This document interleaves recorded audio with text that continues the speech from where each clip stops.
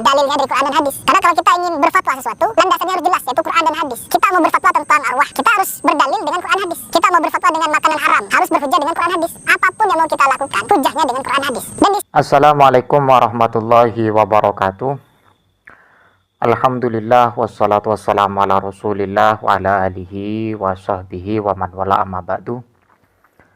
Sahabat yang dimuliakan Allah subhanahu wa ta'ala, mudah-mudahan senantiasa kita diberikan kesehatan oleh Allah, sehat jasmani dan juga sehat rohani, dan mudah-mudahan segala urusan kita diberikan kelancaran oleh Allah subhanahu wa ta'ala, dan juga segala urusan kita diberikan kelancaran dan kesusahan kita dihilangkan oleh Allah subhanahu wa ta'ala. Amin amin ya rabbal alamin.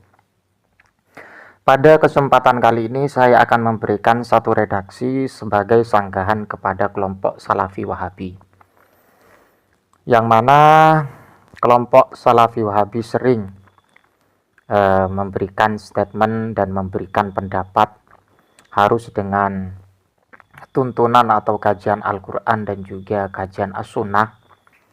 Dan juga saya akan memberikan sanggahan kepada kelompoknya atau orang-orang yang sepakat dengan pemahaman kelompok Salafi Wahabi, khususnya Mas Heri Pras, yang seringkali memberikan edukasi dan juga reaction yang kurang tepat ketika memberikan komentar terhadap problem yang terjadi di masyarakat atau problem yang terjadi pada kiai atau ustadz dan sebagainya.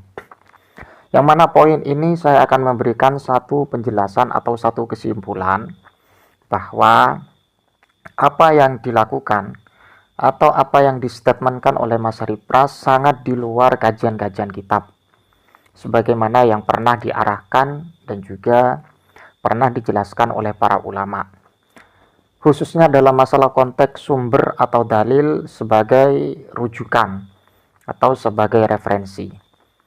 Bahwa kalau kita paham dalam konteks kajian kitab, maka tidak akan sesempit Mas Heri Pras yang disampaikan bahwa ketika problem amaliyah atau tradisi atau harokah atau gerakan umat Islam ketika tidak sesuai dengan Al-Quran dan juga As-Sunnah, maka itu dianggap sesat. Statement yang seperti inilah yang perlu diluruskan dan perlu saya berikan tanggapan sekaligus sanggahan kepada Mas Heri Pras yang telah memberikan satu statement dan juga menggaungkan masalah kejadian atau problem yang dialami masyarakat atau permasalahan yang dialami umat Islam harus berlandaskan dengan Al-Quran dan hadis. Sehingga apa yang disampaikan Mas Heri Pras secara tidak langsung beliau ketika tidak ada penjelasan dari Al-Quran dan juga hadis, maka itu dianggap keliru atau dianggap sesat atau dianggap melanggar agama. Ada satu kitab karya dari Az-Zuhaili, ya, Muhammad Mustafa Az-Zuhaili, nama kitabnya adalah Al-Wajiz fi Usulil Fiqhi Al-Islami. Dalam kitab ini, kenapa saya memberikan sajian pada kesempatan ini, karena redaksi ini mudah untuk kita pahami dan juga literaturnya sangat begitu mudah dan juga dalam sisi pemahaman juga mudah. Redaksinya sebagaimana berikut. Al-Faslul Awal fil Masadir al-Muttafaqi alaiha. Bahwa pasal ini, pasal yang pertama menjelaskan sumber atau referensi atau rujukan atau argumentasi al-muttafaqi alaiha yang memang sudah menjadi kesepakatan para ulama. Jadi secara tidak langsung konteks ini menjelaskan bagaimana kita berargumen dan bagaimana kita mengambil sumber untuk memecahkan atau merumuskan satu permasalahan yang menjadi permasalahan di kalangan masyarakat atau umat Islam. Karena apa? Karena sumber ini sudah dianggap al-muttafaq alaiha.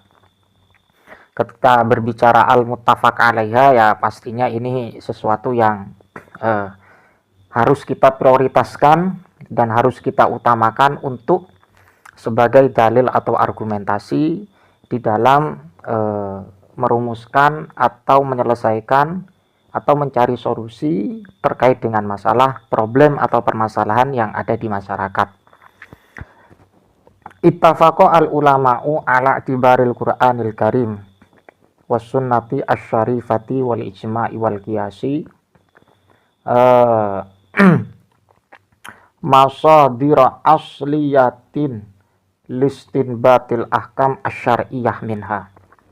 Jadi para ulama atau ulama itu sepakat ya bahwa yang untuk dijadikan iktibar sebagai kita berargumen atau membuat dalil, yang pertama adalah Al-Qur'anul Karim. Al-Qur'anul Karim dan kemudian As-Sunnah Asy-Syarifah ya. Hadis baginda Nabi Muhammad Shallallahu Alaihi Wasallam min qaulin au fi'lin au takririn. Jadi seperti itu. Kalau lebih lengkapnya definisi as-sunnah bisa dicek dalam kitab-kitab salaf, itu banyak ya. Dan kemudian wal ijma. Kemudian ijma itu adalah ittifaqu mujtahidil ummah ya.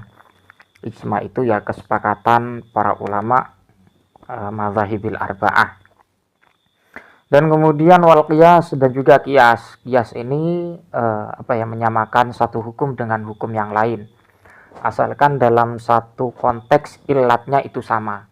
Dan ilatnya memang diiktibar oleh agama atau bisa dikatakan ilat al-muntabit ya. Ilatnya itu muntabit. Bahwa 4 sumber ini yang muttafaq alaih atau al-muttafaq alaiha listinbatil ahkam asyariyah minha, memang tujuannya untuk penggalian hukum atau merumuskan hukum atau memberikan satu solusi sebagai kebijakan hukum. Jadi fungsi daripada al-masadir al-muttafaq alaiha yang pertama adalah Al-Qur'an dan kemudian As-Sunnah dan kemudian ijma dan selanjutnya qiyas. Jadi jelas sekali kalau kita kontekstualkan atau kita tasawurkan dengan redaksi ini apa yang disampaikan Mas Heri Pras dan juga kelompok-kelompok Salafi Wahabi. Sehingga mereka itu ya seringkali menekankan atau memang secara positif harus berdalil kepada Al-Quran dan kemudian As-Sunnah. Pertanyaannya, kalau kita memahami Al-Quran dan Sunnah, memakai logika kita atau memakai cara nalar kita, lah ini yang menjadi permasalahan. Menjadi permasalahan tanpa kita muqaranah atau memberikan perbandingan kepada apa yang disampaikan oleh para ulama. Ya mestinya seperti itu, karena thariqah atau mekanisme untuk istinbatul ahkam lewat Al-Quran dan kemudian hadis dan juga dalam kajian ijma dan kemudian dalam kajian qiyas, ini butuh pemikiran yang sangat begitu mendalam. Jadi tidak terburu-buru untuk menghakimi amaliyah kelompok atau menghakimi amaliyah seseorang. Jadi kalau kita paham dengan masalah al-masadir al-muttafaq alaiha, maka akan terselamatkan dari satu statement yang membid'ahkan amaliyah dan juga menganggap syirik pekerjaan-pekerjaan atau tradisi yang dilakukan oleh umat Islam. Jadi memang ini yang perlu kita pahami, bahwa tidak sesempit apa yang disampaikan oleh kelompok Salafi khususnya Mas Heri Pras yang ketika memberikan kajian atau sajian ya, kalau saya anggap itu sajian mengcounter terhadap problem yang bersifat keagamaan, tidak harus dengan Al-Quran saja, tidak harus dengan As-Sunnah saja, tapi al-masadir al-muttafaq alaiha juga masuk dalam ranah al-qiyas dan juga ijma, dan apalagi permasalahan-permasalahan dalam masalah konteks fikih. Kalau permasalahan konteks fikih ya jelas masa demi masa itu setelah madhab yang keempat itu ada penerusnya. Makanya para ulama itu memberikan level ya, atau memberikan tingkatan yang namanya maratibul ulama. Kiranya itu yang bisa saya sampaikan agar kita tidak terbawa apa yang dinarasikan oleh Mas Heri Pras yang sudah keterlaluan, memberikan satu narasi dan juga statement yang kayaknya beliau kurang memahami dengan masalah konteks keagamaan. khususnya dalam masalah kajian-kajian kitab yang menjadi sumber atau dalil untuk istinbatul ahkam, untuk menelurkan hukum, untuk meluruskan hukum, untuk merumuskan hukum. Jadi seperti itu ya, sahabat yang dimuliakan Allah, mudah-mudahan bermanfaat. Wallahul muwaffiq ila aqwamit thoriq. Wassalamualaikum warahmatullahi wabarakatuh.